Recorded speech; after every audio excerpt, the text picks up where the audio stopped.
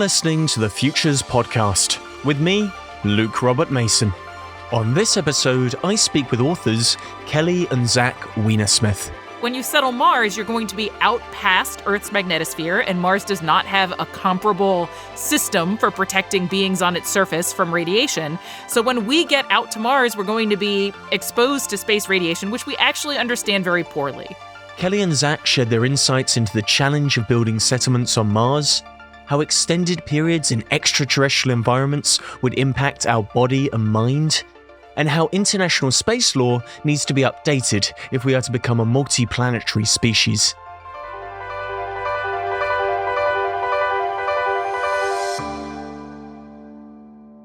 I love having conversations about space.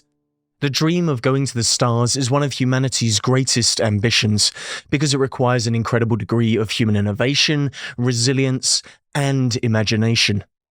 But this journey is also fraught with danger, especially when so much of the science is unknown. It's why I was so excited to learn that wife and husband team Kelly and Zach Weinersmith had made it the topic of their new book, A City on Mars.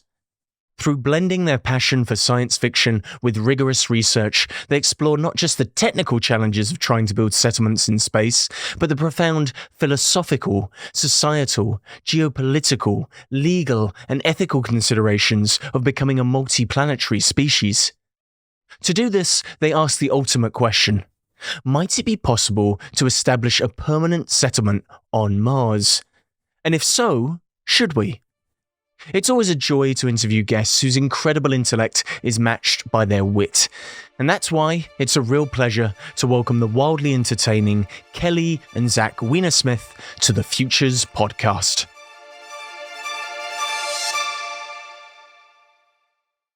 Kelly and Zach, your new book, A City on Mars, asks the question, why would we want to go to space? And if we were able to eventually populate the stars, what challenges might we face? It's a fun voyage that covers everything from the difficulties of creating sustainable habitats on Mars to how human physiology and psychology will fare in zero-G, to the complexities of space law, and even the ethical implications of trying to procreate among the stars. So what inspired you to explore the concept of settling on Mars, and how did your unique backgrounds influence your approach to this book? Well, thanks for having us on the show, Luke. So Zach and I we're both sci-fi nerds, and so that was some of our inspiration. But this is our second book that we worked on together, and our first book had 2 chapters related to space, and both of those chapters made us think, oh my gosh, for generations, people have been saying space settlements are coming, but maybe our generation is going to be the one that's right about that. So let's write the near-term guide to settling the stars, and that's not the book we ended up writing. Well, there's so many reasons why we seem to want to go to space, but what do you two think are the primary drivers for our current space exploration efforts? Well, it really does depend a lot on who you ask. So the 2 people who maybe get the most attention because they have the most money and they're the ones making rocket companies are Elon Musk and Jeff Bezos. Mm-hmm. And they come from 2 very different camps. So Musk comes from the we need to be interplanetary so that we have a plan B for humanity camp. So he wants us to settle Mars so that if something happens on Earth, humans will still persist. And then Bezos comes from the rotating space stations camp. And this is a group that sort of was led in the 1970s by Gerard K. O'Neill.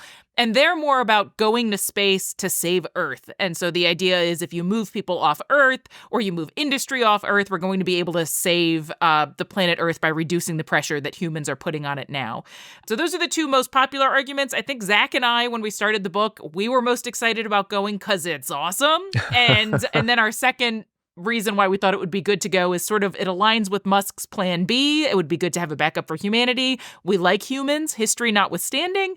And so we thought that would be kind of cool. But after doing a bunch of research, we thought that yes, plan B, that idea makes sense, but it makes sense on the scale of generations. We're not going to be able to have a self-sustaining settlement on Mars that could survive the death of Earth for a very long time. Why do you think that's a risk? Why do you think relying just on Plan B for humanity is probably not our best approach? There's a couple reasons. So one, you want to distinguish between what we call a short-term and a long-term plan B. So short-term would be like something like next 50 years, say. If your goal is to reduce human existential risk, almost certainly anytime in the short term, you're better off spending money on, say, climate mitigation or nuclear non-proliferation than trying to set up some humans on Mars. Basically, for reasons we get into the book having to do with how very difficult it would be to make a self-sustaining settlement. Mm-hmm. So the best argument to make the strong version of it, you would say, well, species on Earth that tend to do well, tend to cover a large area, have a lot of diversity. So theoretically doing humans on Mars would produce a sort of especially good version of that.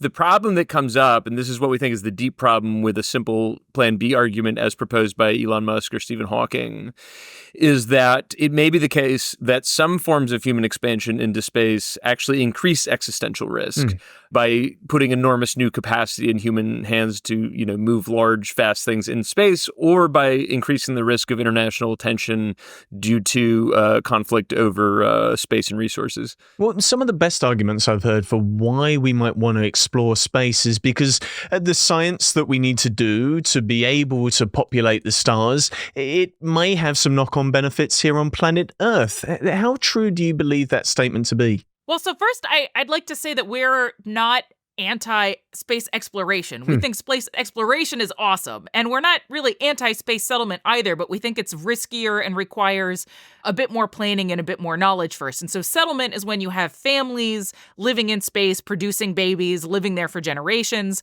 Whereas, you can have exploration without settlement. And exploration does have a lot of benefits for Earth, including if you study Venus, for example, Venus has crazy runaway greenhouse gas stuff going on and increasing climate temperatures. And so you can study Venus to better understand Earth. So there's a lot of ways that exploration benefits the Earth as well. Zach, do you want to speak to the extra technologies you get? Yeah, so there's a couple versions of this. Like one is that there'll be spinoffs, and it's true, like NASA puts out a document every year listing all their spinoffs.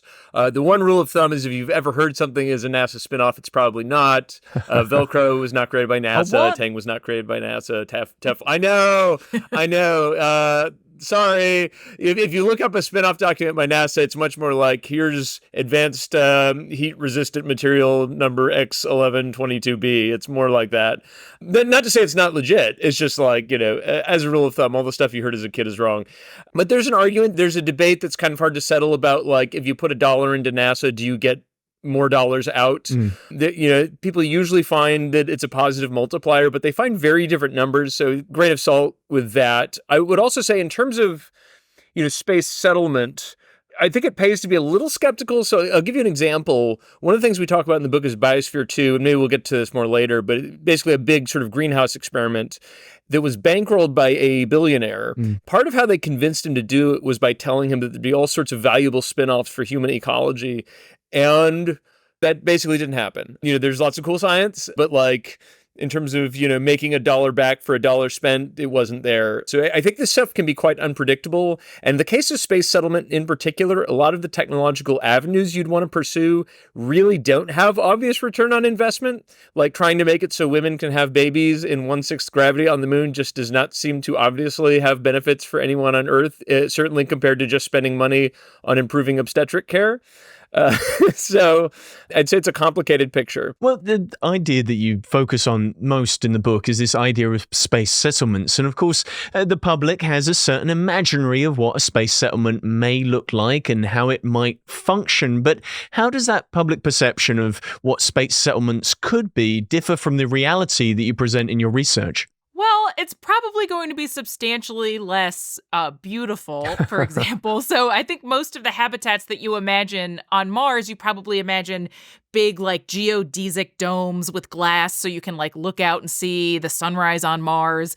Or if you're thinking about those rotating space stations, you might have in your mind these amazing curved vistas that look like Tuscan villas, again with these glass, in these toroids made of glass or something.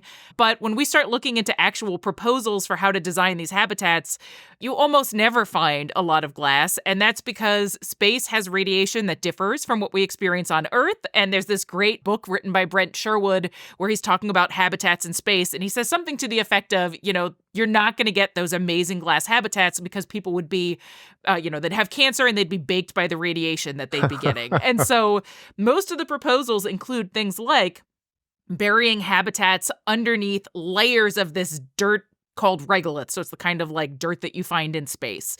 And burying yourself under regolith helps protect you from radiation. It helps protect against temperature swings. It helps protect in case something comes from space and punctures your habitat or heads towards your habitat. It makes it less likely to puncture it. So most of these habitats are probably going to be underground. We're going to have a lot of concerns about where our power is going to come from because unless Mars has some amazing surprises in store for us, there's not going to be fossil fuels there. And so we're going to mostly be using solar, which will be difficult because there's a lot of dust storms on Mars and they whip up somewhat randomly. They're hard to predict. They can last for weeks to months. So we're going to need to figure out fusion power. Sorry, did I say fusion? I meant fission. We're probably going to start with fission. Yeah. So we're going to have like fission reactors coupled with solar panels to probably give us enough energy, but going outside will remain difficult. So if you want to go outside on Mars, they've got about 1% of Earth's atmosphere. It's mostly made out of carbon dioxide. That's helpful for a number of different things that you might want to do on Mars, but you're not going to be able to go outside without putting on a spacesuit.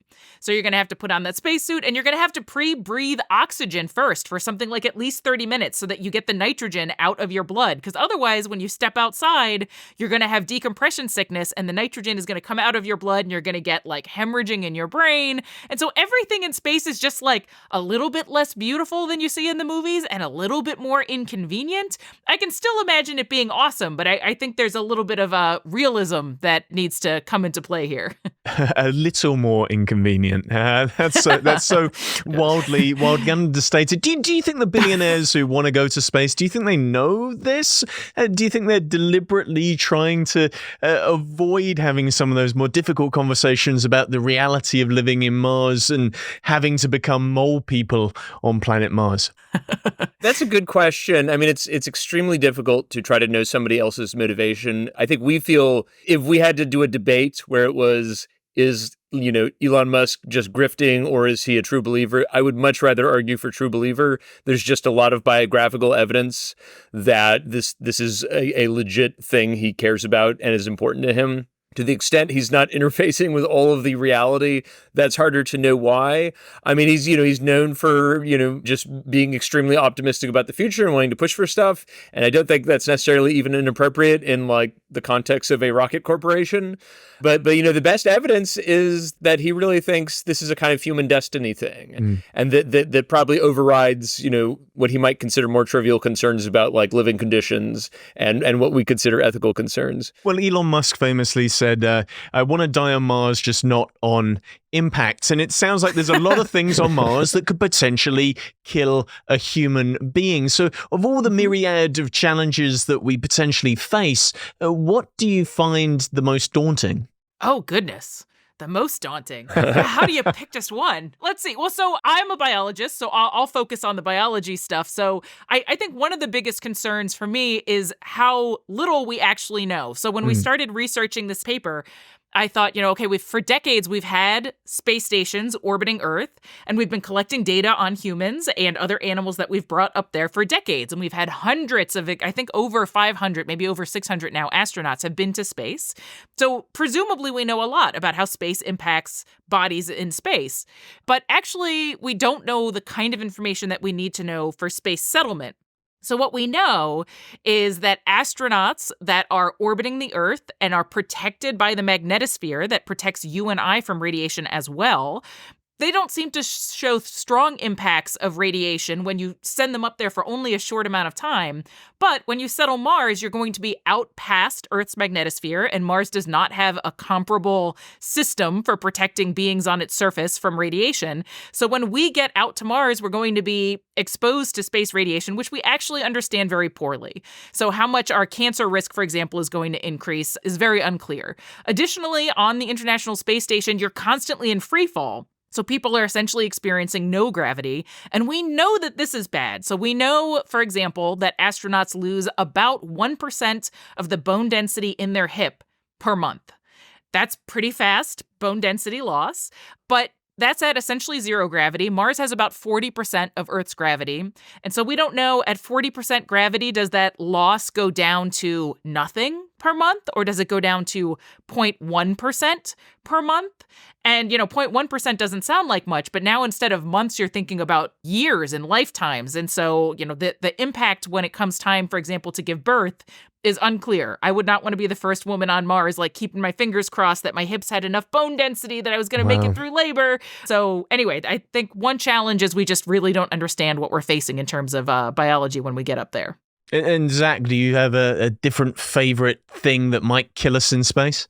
Well, let's talk about the eye damage, which is not necessarily going to kill us, but maybe it's a little more subtle. So, one of the interesting things we found out, I think that the effects on, say, muscles and bones and things are somewhat known. What we didn't know is that astronauts reliably lose vision quality as they go up. Middle-aged astronauts are sent up with, I think they're called space adjustment goggles, SAG goggles. And the reason they have that is for reasons that aren't perfectly understood. Your eyes just get more nearsighted while you're up there. It's thought that perhaps, when you go to space, you get this upward fluid shift because your body's used to fighting gravity. Now it doesn't have to. And that maybe that changes the way your optical nerves get fed and causes some problems. But a more scary possibility is that there's some kind of general nerve damage happening and that the eyes are just kind of the canary in the coal mine. So there's not good evidence one way or the other. There's some equivocal evidence that being in space for some reason can cause cognitive decline. It could be radiation, could be something in the atmosphere, could be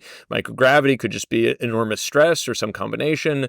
If that's the case, though, our data on astronauts, the longest stay is 437 days, about a year and a third. Only a handful of people have been up for a consecutive year. And so it could be there is some long-term damage to brains that we will find out about once someone goes up for, say, 3 years or 4 years or 5 years.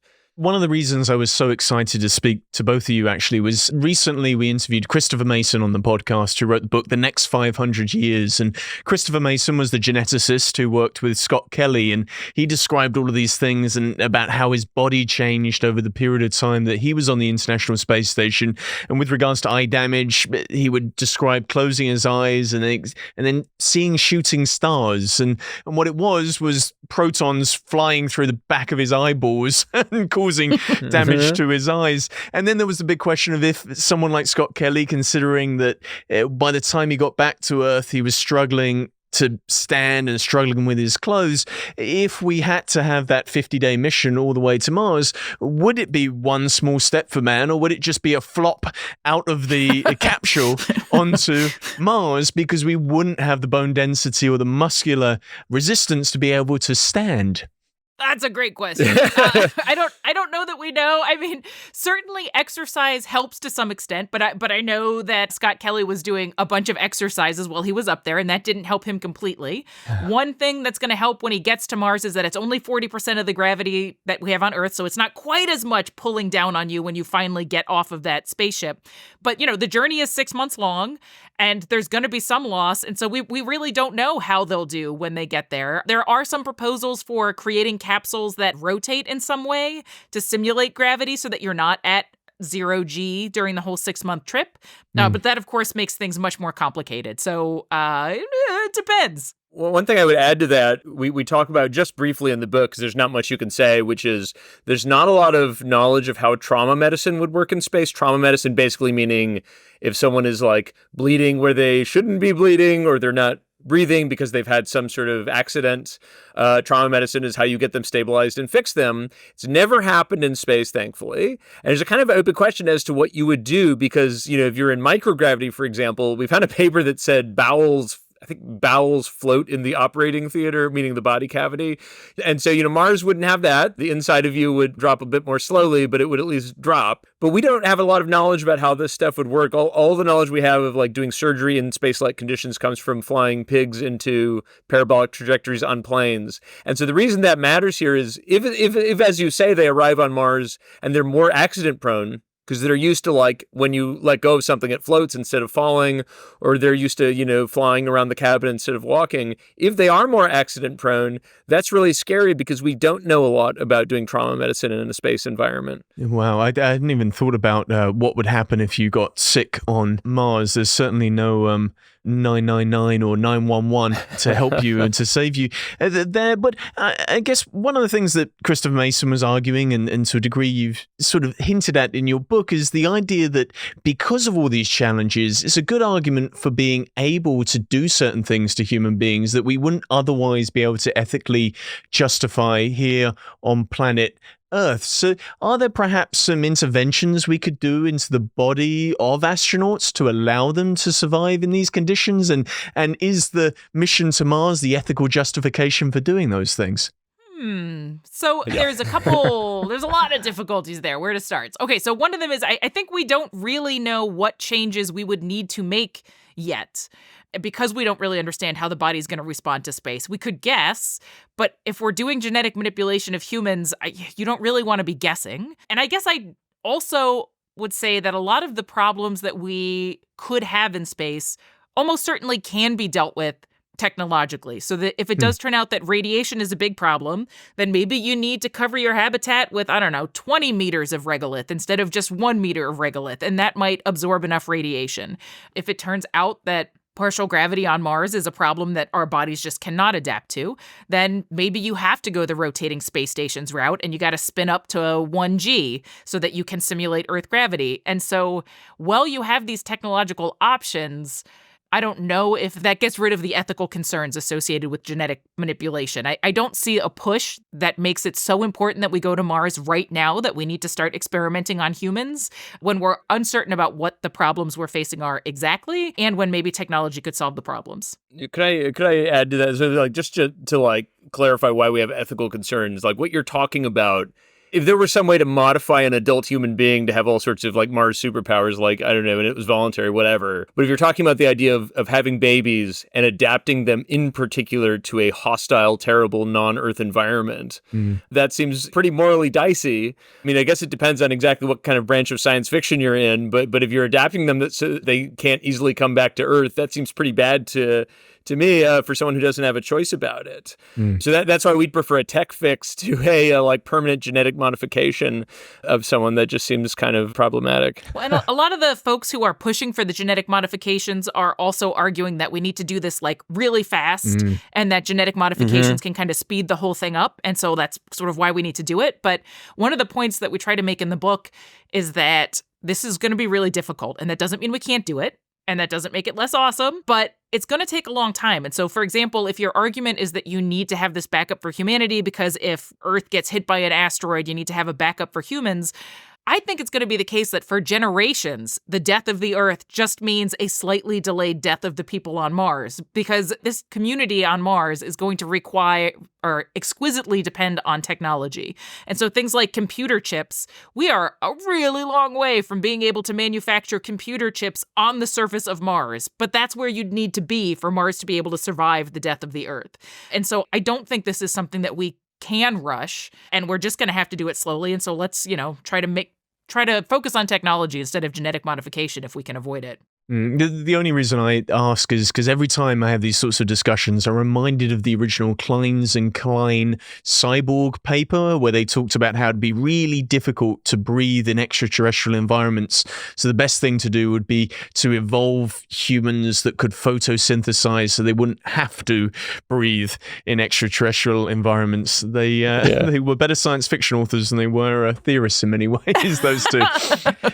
I think that the other thing to put on that is if you assert at the beginning that there's some really good reason to go to Mars, if you knew, for example, a gigantic asteroid that was unstoppable was going to destroy Earth 50 years from now and there's nothing we could do, so we have to evacuate, then you probably could justify all sorts of things that would not be acceptable under basically conventional morals. But there is no such situation, nor is there an obvious economic draw to going to Mars. And not most maybe, but a lot of space advocates who are really gung-ho will admit this, that it's not like there's, solid gold waiting on the surface, or even if there was, that it'd be worth getting. There's no sort of we have to do this now to get rich or get peace or any of this stuff. Well, you mentioned there the economic viability of it, and the aim, it's outlined in your book, is a city on Mars. But do you think we'll have to get to the moon first? In other words, should we shoot for Mars and perhaps we'll land on the moon? I think the moon is going to be a very helpful way station on our journey to living on Mars. So Mars, as we've said already, is a 6-month trip away.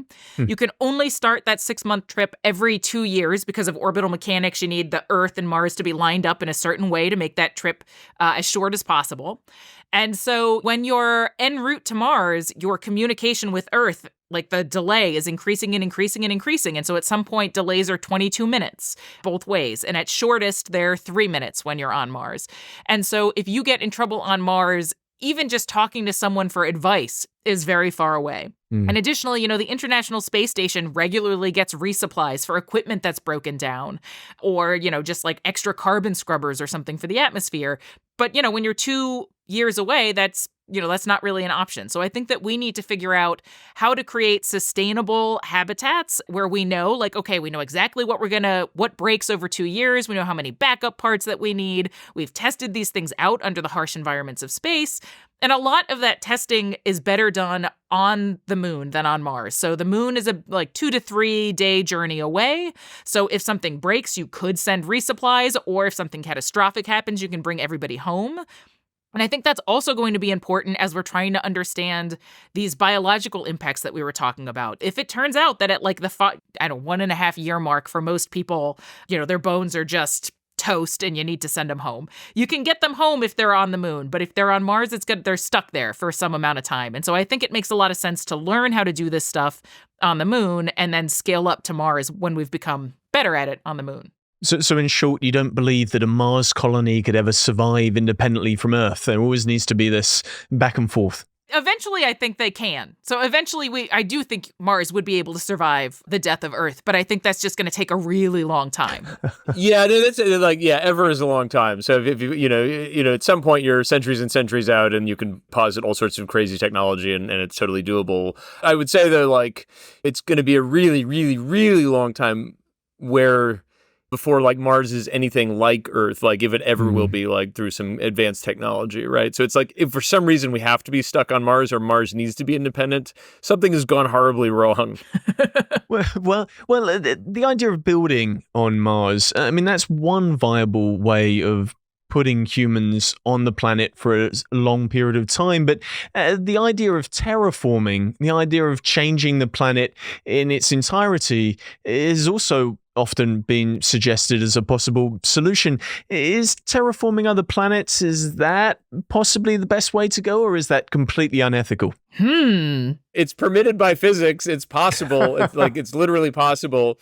For your audience, a typical plan for turning Mars into a bit more Earth-like of a planet is maybe you throw a huge number of, say, comets or asteroids at the Martian poles, which have a lot of water ice, or you throw, in other proposals, some enormous amount of nuclear weapons at them, and you explode them, and that produces a greenhouse gas effect, and you get running water and all sorts of good stuff. It doesn't deal with the low gravity problem, but maybe it's fine. We don't know.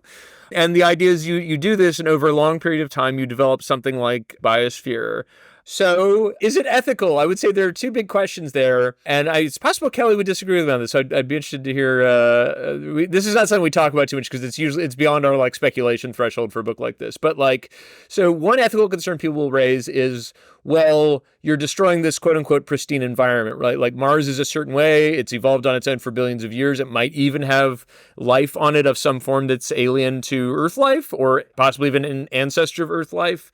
So terraforming it would be bad either for that kind of pristine geology or potentially life that we haven't yet discovered. I think there's a legit ethical question there, although, if you have ruled out life on Mars, it doesn't seem to me obvious that there should be an objection per se to making it human friendly. But that leads to the bigger question in my mind, which is, under what legal framework is someone or some company or some nation allowed to throw thousands of fusion bombs at another planet's poles to completely alter its environment? And how does everybody else feel about that? Or perhaps even as ominous is the idea of redirecting comets towards a planet that's, in human power, that's going to be put in somebody's hands. And so maybe that's in the hands of a sort of futuristic, very peaceful, nothing ever goes wrong version of humanity.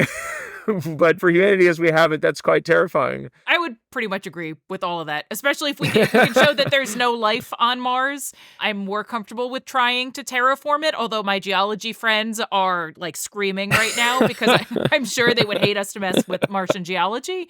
But yeah, I'm generally in agreement. Although I will note that a lot of the proposals that I've seen that involve, smacking things into Mars to try to create greenhouse gases to warm things up, other folks have argued the solar winds are going to blow away any atmosphere that you create. I think they blow away over a course of eons, though. I think you would have to, but so your descendants, many generations hence, would have to throw in some more comets. But I think you get something on the order of hundreds of thousands of years. But we're getting okay, all right. We're getting into it. Yeah, we're getting out there.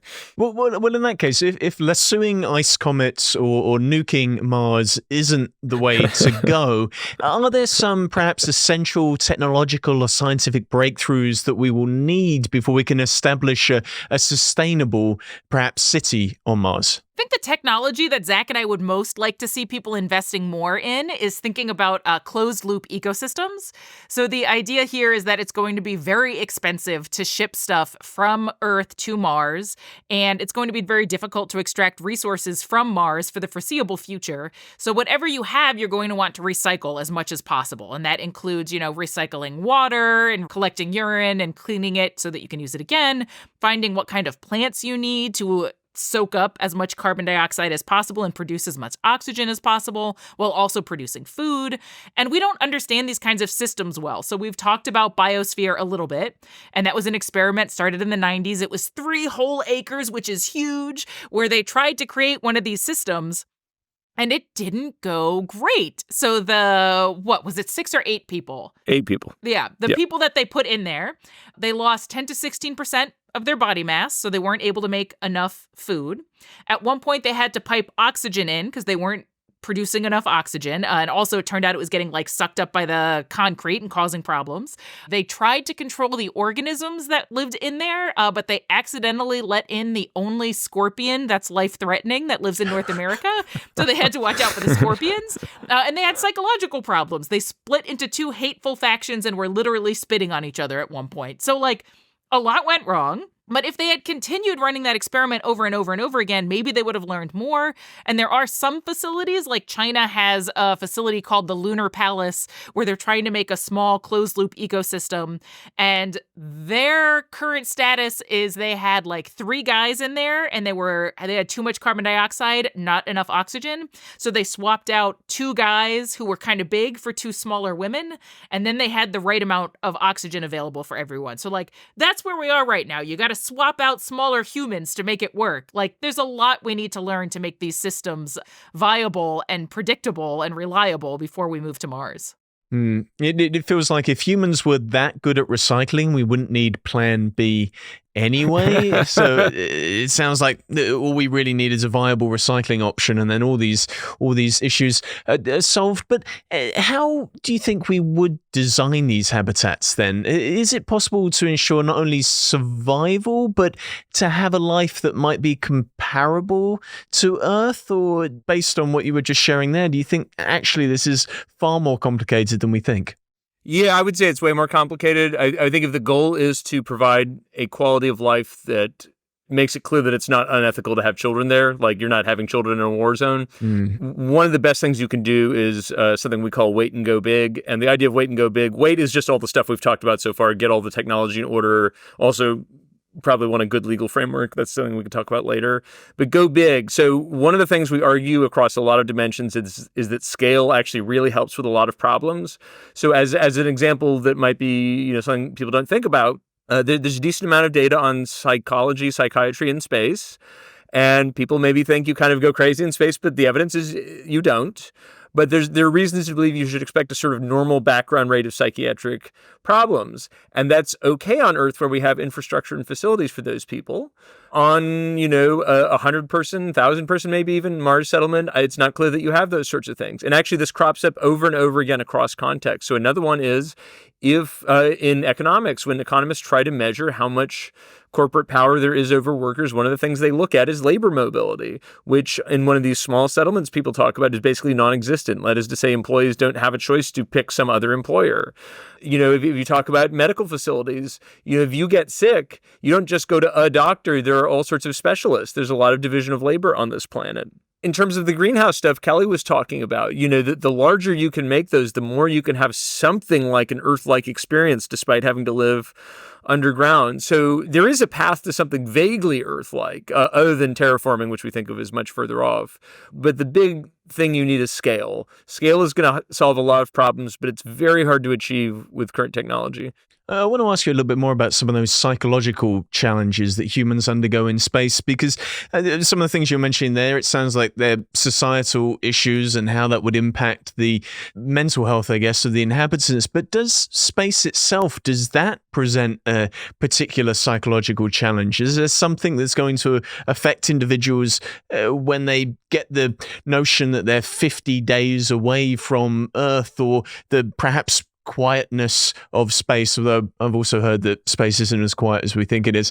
Do you think those sorts of things are going to affect the future habitants of other planets? Well, so first I'll address the quietness of space issue. As you noted, space is not actually very quiet. And so most of the biographies that we've read, people are complaining about the sounds of all the equipment constantly humming in the background. Like, you never have a very quiet moment if you're in space because you're constantly needing technology to keep you from dying. Regarding space, so there's this idea called the Earth out of view effect, I think. And the idea is that you get far enough away, you can't even see Earth anymore, and that has some sort of profound impact on our psyche. And we did some research to try to figure out what they're postulating exactly. And there are some people where the argument goes something like, evolutionarily, we have adapted to being surrounded by the people we know and being able to see familiar environments, and that without that, we're really going to freak out. But people go to completely different countries for college, and they're fine. They're away from their families. They're away from the environments. People go on ships, and they're fine.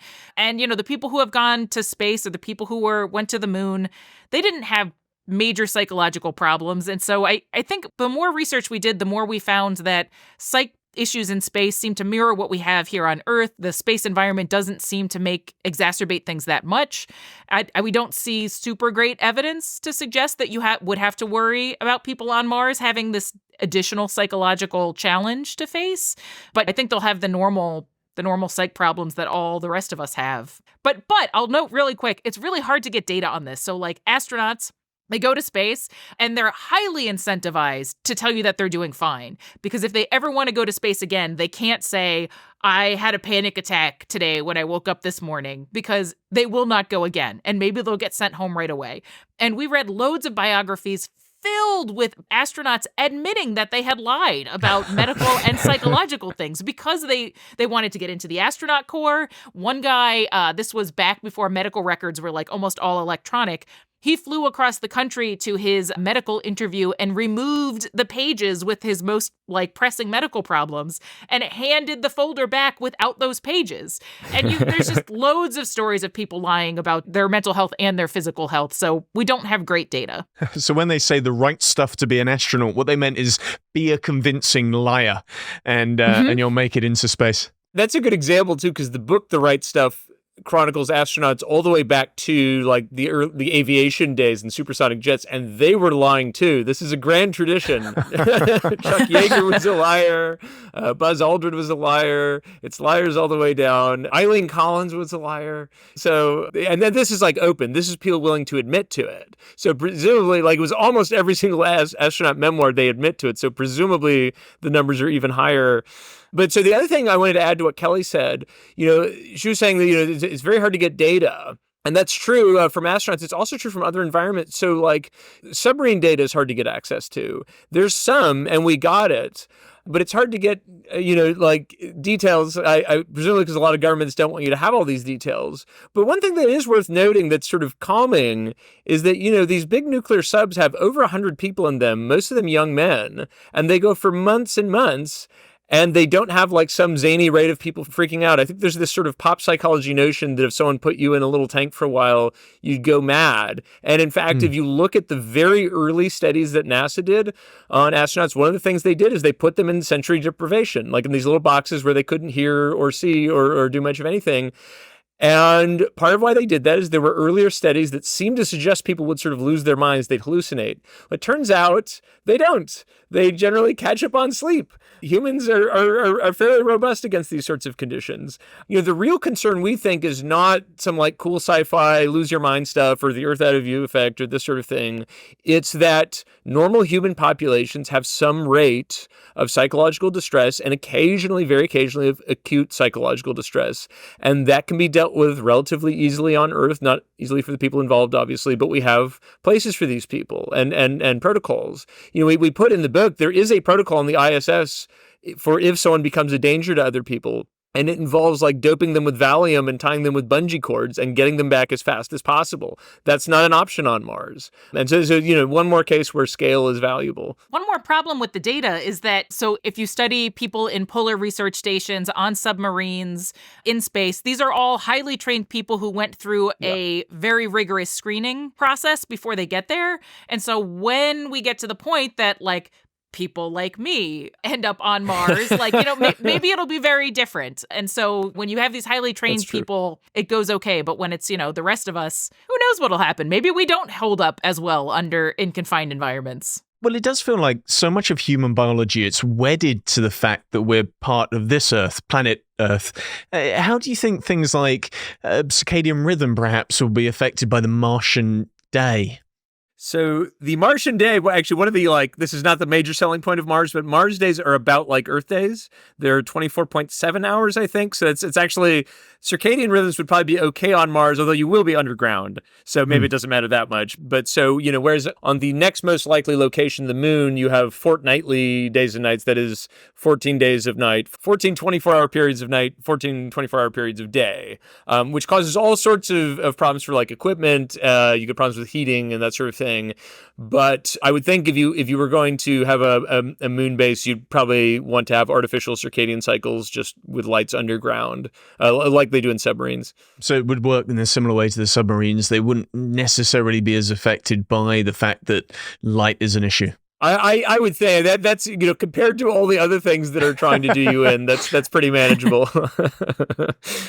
That's low on the list there. And do you think perhaps when we think about astronauts going to space, we still have that 1960s vision of what an astronaut is, what they look like, how they present, but there's other projects that are being run and other experiments that are being run, such as the para-astronaut project, where it's differentiated bodies, people with, say, congenital limb defects. Do you think perhaps differentiated bodies might be the best fit for space, i.e. if you didn't have two legs, maybe you'd fare better in zero gravity? We briefly got into a related question that might illuminate. So we ended up not putting this in the book, but there is this like longstanding question of like, if you were sending a Mars mission, would it be better to like send all women? And the reason is essentially that women consume less across the board, right? On average, like if you send someone from like the WNBA who's 7 feet tall, she probably consumes more than me. But like on average, women consume less air, less food, less water. Their clothing weighs less.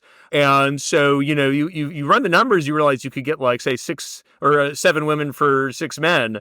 And people can get really obsessive about this stuff. And so, it is plausibly the case that someone who didn't have legs would be more adapted in the sense of using less in terms of consumables. Of course, astronauts do use their legs to attach to stuff. So I don't think it's been tried yet. I'm sure it hasn't been tried yet how someone who's differently abled in that way would get along.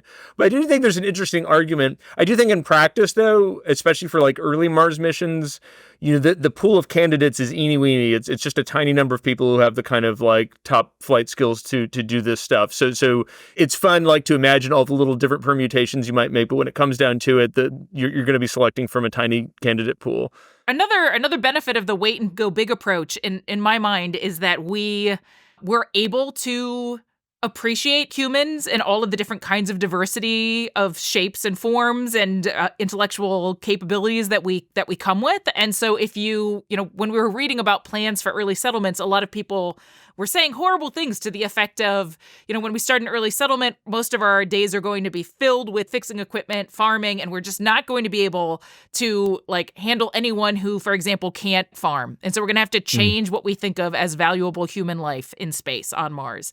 And to us, that was horrifying. Like if we can't create a society that fits the progress on human rights that we've made on Earth and brings that with us to another planet, then I don't want that as a plan B, because, we know in our lives that various people bring different skills, to the jobs that we do and to the relationships we have with each other. And we want all of that diversity to be able to follow us into space. And so we think one of the benefits of the wait and go big approach is that you'll have more specialization. There'll be more kinds of jobs, more ways that we can all contribute, and we can all, go up there together and continue to appreciate and respect each other. Zach, what you were saying there, I think the Daily Mail here in the UK took that study about an all-women crew would be better in space and went, the reason is because they wouldn't have sex in space. And of course, the question you've been asked the most on most podcasts is reproduction in space possible? Is procreation in space possible? Because if you were to have these space settlements, it might be easier to grow the humans on the space settlements rather than keep sending them there every, 2 years and after 50 days. So do you think reduced gravity, how might that affect reproductive health and perhaps even the viability of conception and childbirth in space? Yeah, I would say I saw the headline for that article. I decided not to read it. I think the truth is the argument for all women in space could be replaced by all people under 4 feet tall or something. It doesn't have to be a gender thing. The sex issue, it's birth control has been around for a while. I feel like people who are capable of piloting spacecraft can probably handle that. But to your question, so this is a big concern we have, right? So there's almost no data on not just human reproduction in space, but animal reproduction, certainly not a lot on vertebrate reproduction. And you might ask why? Well, the reason is space stations are not like experiments done in a systematic way to answer big questions, right? We do space stations. A lot of why we put humans up there is political. It's to show power and prestige to other countries. And so a lot of the experiments done are very sort of grab baggy. They're what people can get done. So as researchers, we tried to, find any experiment we could find on animal reproduction, and it's all over the map, right? There's an experiment on quail eggs and one on geckos, and there's a few on rats, and this and that. There's none that are long-term systematic studies through generations, right? And the reason that's really important and doesn't come up a lot is often when we have this conversation, we say, could you conceive in space? We don't know the answer. We think the answer is probably yes, but we don't know. And then the question is, could you have the baby? Which is a much scarier possibility because of all the medical stuff Kelly described earlier. But there's this whole other thing, which is if you want a settlement, you not only have to have the baby has to grow up to be a reproducing adult, right? It has to go through all that stuff Kelly described, right? Like hormone disrupting chemicals in the Martian soil. You're going to have a high carbon dioxide atmosphere, even if you have a really nice greenhouse setup, right? You're going to have microgravity, radiation, all sorts of problems. We don't know any of that. And the least you would want would be to show that rats can get through 4 or 5 generations in one of these environments. And we don't have that. We don't have anything close to that. And there's not a lot of spending on it, even though it's this very crucial problem, because as Kelly described, if you get to a world where it'd be reasonable to look at what we know so far and conclude that you would at least expect a higher than Earth normal rate of people born with serious problems. Putting those people into an environment where there aren't enough resources to take care of them is a potential moral quagmire just waiting for us. And so it's bizarre that people who think we're going to have these 1 million person settlements soon aren't spending money to try to solve these very expensive problems. Well, not all those problems are technological, are they? Because some of it has to do with how we're going to govern space. If we do get there, how will we govern somewhere like Mars? Yeah, so that's a great question that advocates debate quite a bit. So on, one camp, you have Charles Kukel. He's a professor of astrobiology who argues that the very environment of space does not support freedom. And his argument is, if you've got this habitat where somebody is in charge of the production of oxygen and the production of all of the other resources, if you can control that, you have a lot of control over other people. So, you could say, if you don't do what I say, I'm going to shut the oxygen off to your segment of the habitat or something. And so he's arguing that you're going to need to be very careful about how you engineer these habitats to, maybe have everybody gets their own oxygen generator, but you're going to have to think very carefully about the sort of social structures that you're setting up by living in these kind of highly technological habitats in these very harsh environments. Then you get other people who argue that when you get away from Earth, you're going to be able to create this very free, democratic society. I think Zach and I are a little bit less convinced by those arguments, but we do think that in general, you should think carefully and plan for what it's going to be like. And, a lot of people will say the first settlements are going to be like company towns or they're going to be like communes. But when you ask people like, okay, if you think those are the models for our future settlements in space, what do we know about that on Earth? What lessons can we learn from Earth? And what should we be trying to avoid when we get there? And a lot of times they're just like, I don't know, we haven't looked into that, or we've got time to think about it. Or, quite often we encounter people who say, well, the hard part is the rockets, it's the physics, it's the engineering, and we're just going to figure out the rest of the stuff when we get there. Like the humans will just figure it out. But we don't really like that approach. And so, for example, we worked with some professors who study life on communes to write a scientific paper about sort of lessons you can learn if you really are going to try to create a commune on space. So there's a lot of work that could be done to plan for these things. But at the moment, I think a lot of that work is not being done, but it seems like now would be a good time to do it. But there are these things called space laws, aren't there? There's things like the Outer Space Treaty. Do you think some of those are a little outdated? Do they need to be updated to ensure that we have equitable access to space or the use of extraterrestrial resources? Yeah, so for context for your audience, there is such a thing as space law. It exists. The most important document is the 1967 Outer Space Treaty. And it says a bunch of stuff. You can actually read it in about 10 minutes. It's a short document. For our purposes, talking about settlement, the big issue is Article 2. Article 2 says nations can't appropriate territory in space. And there's probably some nerd in your audience saying, wait, I found the loophole. Corporations can do it, or individuals or multinational entities. And the answer is no. This has been considered. It's not on the table. You just have to scrap the treaty if you want to try your little tricks on it. So that's a pretty big barrier. Where it gets interesting is that the Outer Space Treaty and subsequent documents and resolutions leave a lack of clarity as to what you're allowed to do with resources, right? So this creates a kind of weird legal situation where if you accept, for example, the American interpretation, which at some point you might have to, given the politics of space, you might have a situation where, for example, you couldn't claim a tract on the moon. That's illegal, like as a territorial matter, but you could use every scrap of it to do anything you want. So, for example, on the moon, there is water ice. It's pretty scarce. There's no clear legal reason, again, if you accept the American interpretation, that you couldn't take every drop of it and just destroy it for no reason because you feel like it. As long as you didn't, in the process, claim to own any territory, not an inch of territory, but you could use resources ad libitum. So you can see why this is a kind of bizarre framework. And it's getting more ominous because, a big document recently was put out by the U.S. called the Artemis Accords. And among other things, it instantiates the longstanding U.S. perspective that at least Americans and other people who want to sign on can use those resources as much as they want. It also allows bases on the moon to set up what are called safety zones, which is a kind of perimeter around a base that's not a territorial claim. They're very clear about this, but it is in essence a kind of turf claim. It means, this is a zone that you're not allowed to land in, or you ought not to land in. We can't guarantee your safety here, that kind of thing. We don't know how big those zones are going to be because it hasn't been tried yet, but it's a little uncomfortable if you worry about international tensions. And so there is a legal framework, but it has this absurd quality to it. And I think the thing that worries us is that right now, because there hasn't been any big UN law in decades, there were attempts to clarify it and they failed. What's probably going to happen is we get dragged along and find out as people try to set up bases on the moon. The Artemis Accords are a U.S. released document, but they've been signed by a bunch of nations, including the UK, including Israel, Australia, recently Germany. So it's not just like, the U.S. strong-armed a couple tiny countries into signing this document. So there's a chance we do get this sort of libertarian resource framework that does not permit territorial claims, and how that shakes out is anybody's guess. But right now, space law, it doesn't deal with things like environmental protection of other planets like Mars, or?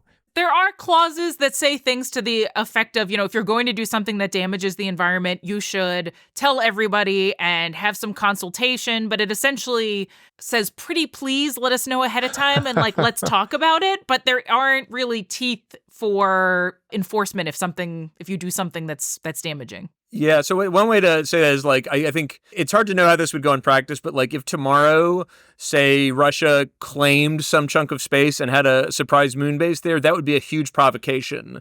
Whereas if they, sent up a rover and it exploded and got junk everywhere, that would be a kind of wag of the finger. So there is sort of a view that it would be nice if you don't. But, sort of, for example, I think in, what was it, Kelly, 2019, that India blew up one of their own satellites and put a bunch of junk into space. And there was, as I said, like some serious finger wagging, but that was the extent of it. So perhaps, as it stands right now, extending Earth-based laws into space might not necessarily be the best thing to do. Is there a way to perhaps encourage laws that drive cooperation rather than competition over space?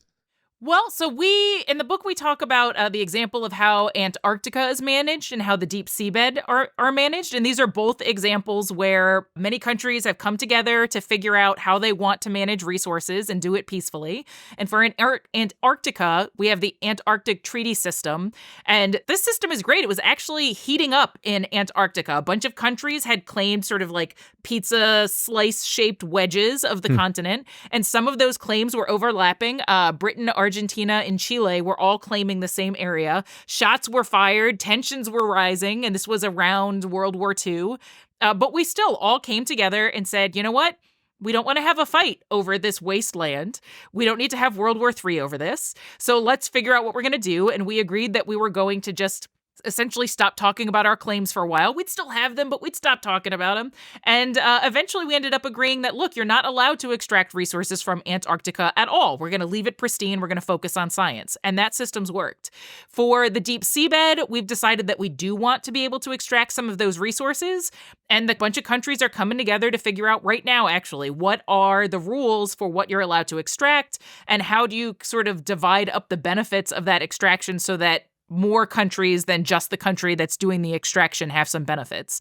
So we have peacefully found ways to cooperate in environments that have recently been opened up by technology, and we're trying to figure out what we want to do with those resources. So there's reason to hope that we'll be able to come up with a framework, but people need to push for it. Well, it's always good to end with hope, because I do wonder, Zach and Kelly, what are your hopes or perhaps your predictions for a human space exploration, perhaps just in the next few decades? For human space exploration the next few decades, I mean, I would love to see a research station on the moon that multiple countries come together to work on, where we can have those rodent colonies and we can look at how they do over many generations. Maybe we can start bringing our dogs out there too and just generally see how bodies fare under environments so different than our own. So personally, that's what I'd like to see. I think it would be cool if we had boots on Mars for a short exploration mission. But more pressingly, I'd love to see us doing more research on the moon. But what about you, Zach? Yeah, so Kelly's giving the stuff you should do if you want a space settlement. So I'll just give what I think would be awesome to have.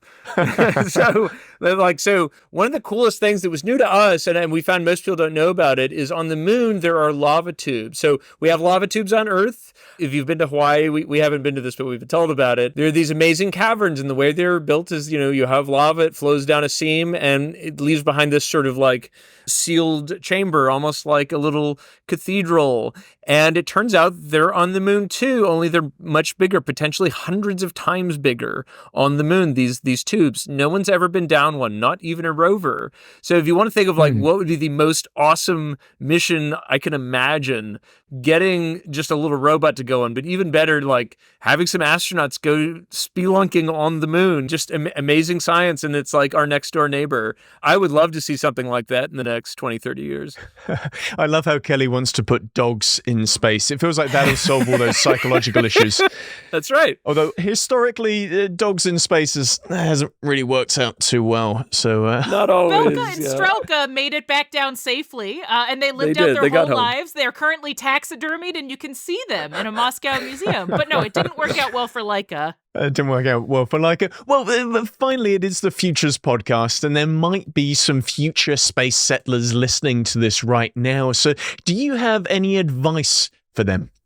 Be careful. That's the number one thing. The at the very end of the book, partially at the encouragement of our editor, we put a kind of like, okay, if you really want to do this, here's what you should do. And most of it's just stuff we've already talked about. But to summarize, the reproduction problem is very serious. You'd want to try to figure that out on the moon, probably before you go to Mars. The biosphere style stuff, the closed loop ecology systems, that's something we really need a science. And frankly, it's just objectively awesome. The idea of trying to figure out how to build like many acre sealed bubbles in which you have like a unique ecology. And then the last thing is the international law. We really need a better framework.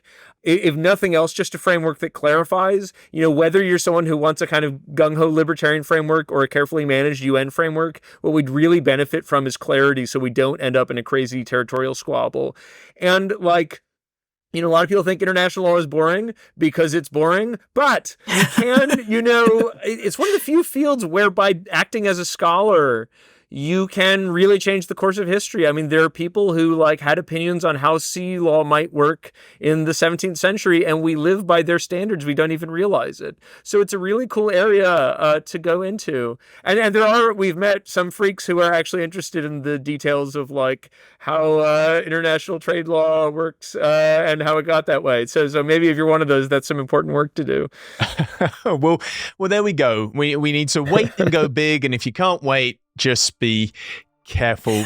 I just want to thank you for being guests on the Futures podcast. This was so much fun. Thanks for having us. Thanks a lot. It was fun. Thank you to Kelly and Zach for showing us what it will take to settle the stars. You can find out more by purchasing their latest book, A City on Mars, Can We Settle Space? Should We Settle Space? And Have We Really Thought This Through? Available now. If you like what you've heard, then you can subscribe for our latest episode. Or follow us on Twitter, Facebook, or Instagram at Futures Podcast. More episodes, transcripts, and show notes can be found at futurespodcast.net. Thank you for listening to the Futures Podcast.